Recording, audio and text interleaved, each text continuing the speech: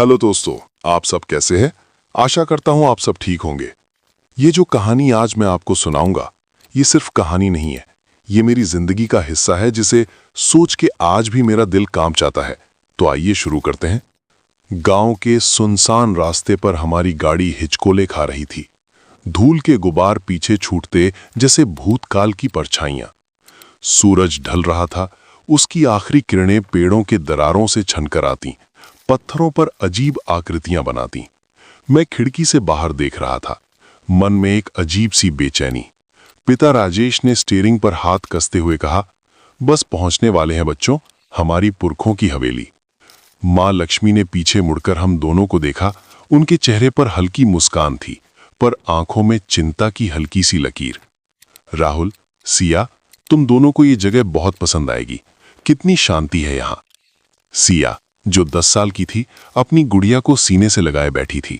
उसकी आंखों में चमक थी, नई जगह देखने का उत्साह। क्या वहां भूत होंगे मां? मां ने हंसने की कोशिश की, पर आवाज थोड़ी कांप गई। नहीं मेरी बच्ची, वो सब कहानियां होती हैं। मुझे पता था कि ये सिर्फ कहानियां नहीं है। हवेली के बारे में मैंने सुना था। गांव के लोग उससे दूर रहते, कोई नहीं रहता था वहां सालों से। एक श्राप, एक चुड़ैल और मौत, यही गूंजता था हवा में। गाड़ी एक ऊंचे जंग लगे लोहे के गेट के सामने रुकी। गेट पर लटकता ताला, मोटा और पुराना, जैसे खुद इतिहास की गवाही दे रहा हो। पिता ने उसे खोला। चर्रर की आवाज ने शाम की खामोशी को चीर दिया। रास्ता, जो कभी बगीचा रहा होगा, अब जंगली झाड़ियों से ढका था। सूखी पत्तियां पैरों तले कुचली, एक अजीब सी गंध हवा में तैर रही थी। सड़ी हुई लकड़ी, मिट्टी और कुछ ऐसा जिसे मैं पहचान नहीं पाया। सामने हवेली थी, विशाल, अंधेरी, जैसे एक जागृत दैत्य। उसकी दीवारें काली पड़ चुकी थीं, खिड़कियों के शीशे टूटे हुए, कुछ पर जाले लगे थे। छत पर उगे पीपल के पेड़ की जड़ें दीवारों को चीरती हुई नीचे उतर रही थीं, जैसे उसकी नसें हों। एक ठंडी हवा का झोंका आया, मेरे रोंगटे खड़े हो गए। कितनी बड़ी है? सिया की आवाज में डर और रोमांच दोनों थे। पिता ने सामान उतारना शुरू किया। मां ने हमें उनके साथ रहने को कहा। हवेली का मुख्य दरवाजा भारी लकड़ी का बना था। उस पर नक्काशी थी जो अब पहचान में नहीं आती थी। पिता ने उसे धक्का दिया। एक गहरी भयानक चीख जैसी आवाज आई और दरवाजा खुल गया। अंदर घना अंधेरा था। अंदर चलो, पिता की आवाज गूंजी। हम अंदर दाखिल हुए। हवा ठंडी और बासी थी, सांस लेना मुश्किल। धूल की मोटी परत हर चीज पर जमी थी। कमरे में अजीब सी खामोशी थी, इतनी गहरी कि अपनी धड़कनें भी सुनाई दें। एक पुरानी लालटेन जिसे पिता ने जलाया, उसकी पीली रोशनी में हवेली का असली रूप सामने आया। पुराने फर्नीचर, टूटी हुई कुर्सियां, मकड़ी के जाले हर कोने में। सिया ने मेरा हाथ पकड़ा। भैया, मुझे डर लग रहा है। मैंने उसके हाथ को कसकर पकड़ा। कुछ नहीं होगा सिया, मैं हूं ना। मां ने अपने बैग से एक छोटा सा दीपक निकाला। पहले पूजा कर लेते हैं, घर में प्रवेश से पहले शुभ होता है। उनकी आवाज में एक अजीब सी दृढ़ता थी, जैसे वो खुद को यकीन दिला रही हूं कि सब ठीक है। उन्होंने दीपक जलाया। उसकी लौ थरथरा रही थी। हवा में एक अजीब सी ठंडक थी, जैसे कोई अदृश्य उपस्थिति हमारे चारों ओर घूम रही हो। रात गहरी हो चुकी थी। हमने कमरे को साफ किया, सोने का प्रबंध किया। पिता ने कहा, कल सुबह तक सब ठीक हो जाएगा, यहाँ थोड़ी सफाई की जरूरत है। मुझे नींद नहीं आ रही थी। हवेली की हर आवाज, हर आहट मेरे कानों में गूंज रही थी। कभी छत से कुछ गिरने की आवाज आती, कभी दीवारों से कुछ सरकने की। मैंने आंखें बंद की, पर अंधेरे में मुझे कुछ चमकता हुआ सा दिखाई दिया। 2 लाल चमकती हुई आंखें। मैंने झटके से आंखें खोली, पर कुछ नहीं था, बस घना अंधेरा। अगले दिन सुबह की रोशनी में हवेली थोड़ी कम डरावनी लग रही थी। पिता और मां ने सफाई का काम शुरू किया। मैं और सिया बाहर आंगन में खेलने लगे। आंगन भी झाड़ियों से ढका था, पर एक जगह पर एक पुराना कुआं था। उसके चारों ओर सूखी बेलें लिपटी थीं।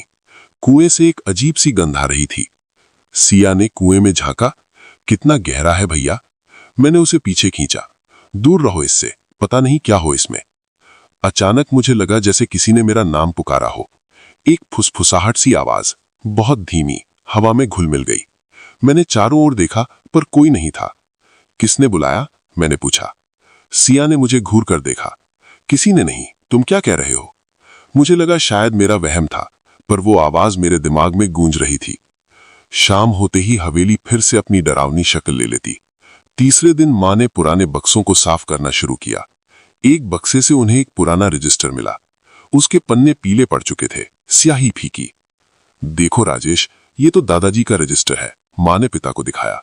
इसमें उन्होंने हवेली के बारे में कुछ लिखा है। पिता ने रजिस्टर को ध्यान से देखा। क्या लिखा है? माँ ने पढ़ना शुरू किया।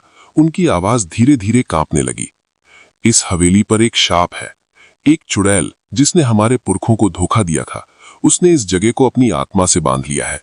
जो भी यहाँ रहता है वो उसकी भूख का शिकार बनता है। कोई नहीं बचा, हमारी पीढ़ी का हर सदस्य। माँ चुप हो गईं। उनके चेहरे पर भय साफ झलक रहा था। पिता ने रजिस्टर छीन लिया। ये सब बकवास है लक्ष्मी, पुराने लोगों की मनगढ़ंत कहानियां। पर पिता की आवाज में भी आत्मविश्वास नहीं था। रात को हम सब एक साथ बैठे थे, खाने की कोशिश कर रहे थे। हवेली की खामोशी अब और भी डरावनी लग रही थी। मुझे लगता है हमें यहां से चले जाना चाहिए, माँ ने धीरे से कहा। पिता ने उन्हें देखा। कहाँ जाएंगे लक्ष्मी, ये हमारी पैतृक संपत्ति है, हम इसे छोड़कर नहीं जा सकते। पर यहाँ कुछ ठीक नहीं है, मैंने कहा। मैंने भी कुछ महसूस किया है। सिया ने भी अपनी प्लेट छोड़ दी। मुझे भी भैया, रात को मुझे लगा कोई मेरे कमरे में था। पिता ने हमारी बातों को अनसुना करने की कोशिश की। तुम बच्चे हो, डर रही हो, कुछ नहीं है यहाँ। उसी पल ऊपर की मंजिल से एक तेज आवाज आई, जैसे कोई भारी चीज गिरी हो। हम सब चौंक गए। पिता ने टॉर्च उठाई। मैं देखता हूं। माँ ने उनका हाथ पकड़ा। नहीं राजेश, मत जाओ। पिता ने माँ का हाथ छुड़ाया। डरने की कोई बात नहीं, शायद कोई बिल्ली होगी। पिता ऊपर चले गए। उनकी टॉर्च की रोशनी सीढ़ियों पर नाच रही थी। हम सब नीचे इंतजार कर रहे थे। सांसें थमी हुई थीं। 1 मिनट, 2 मिनट, फिर एक चीख। पिता की चीख। वो इतनी भयानक थी कि हमारे दिलों को चीर गई। राजेश, माँ चिल्लाई। हम सब ऊपर भागे। सीढ़ियां पुरानी थीं, हर कदम पर चर्रर की आवाज आती। ऊपर एक लंबा गलियारा था, अंधेरा। टॉर्च की रोशनी फर्श पर बिखरी हुई थी और वहां पिता पड़े थे। उनके शरीर पर गहरे लाल निशान थे, जैसे किसी ने नाखूनों से नोचा हो। उनकी आंखें खुली थीं, उनमें एक भयानक डर जमा हुआ था।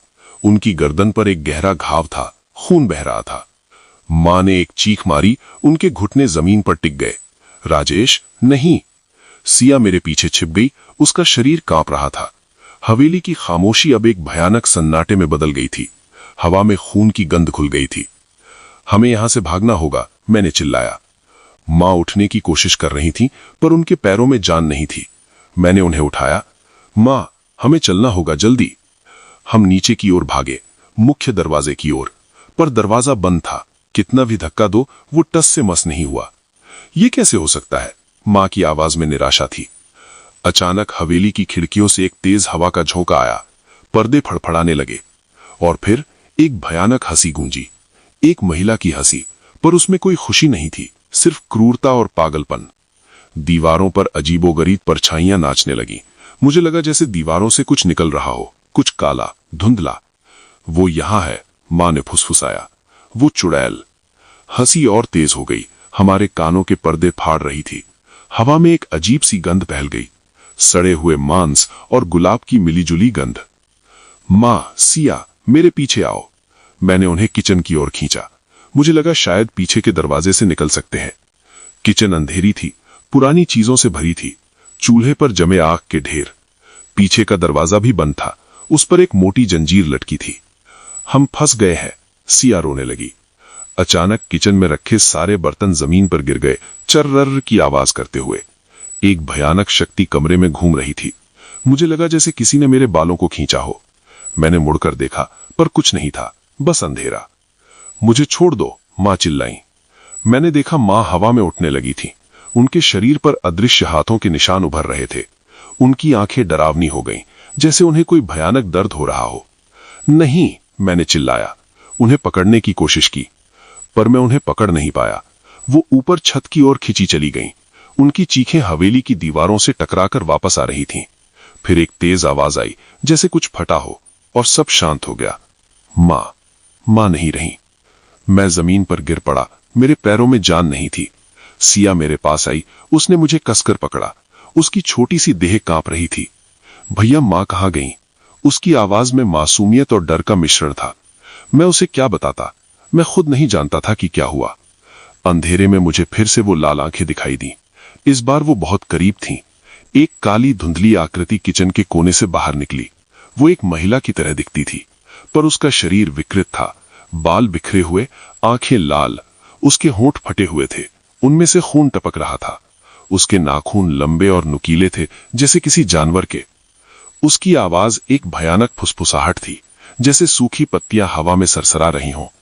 तुम भी मेरे हो। मैंने सिया को अपनी पीठ के पीछे धकेल दिया। नहीं, तुम उसे हाथ नहीं लगाओगी।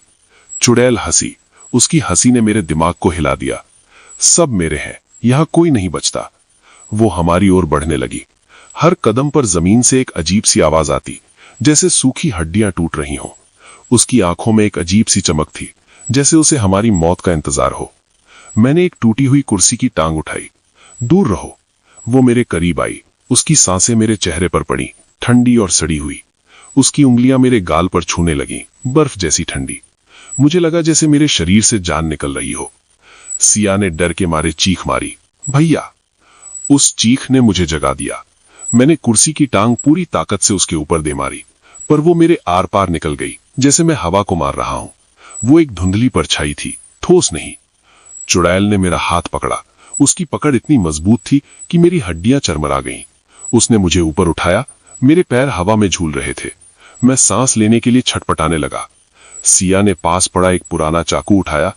छोड़ दो मेरे भैया को। वो चुड़ैल की ओर भागी। चाकू हवा में लहराया, पर जैसे ही वो करीब पहुंची, चुड़ैल ने अपना दूसरा हाथ उठाया। सिया हवा में उछल गई। उसके शरीर से एक भयानक आवाज आई, जैसे कुछ टूट गया हो। वो जमीन पर गिरी। उसकी आंखें खुली थीं, पर उनमें कोई रोशनी नहीं थी। उसकी छोटी सी देह शांत हो गई थी। सिया, मैंने चिल्लाया। मेरा दिल टूट गया था। मेरी छोटी बहन, वो भी चली गई थी। चुड़ैल ने मुझे नीचे फेंका। मैं जमीन पर गिर पड़ा। मेरे शरीर में भय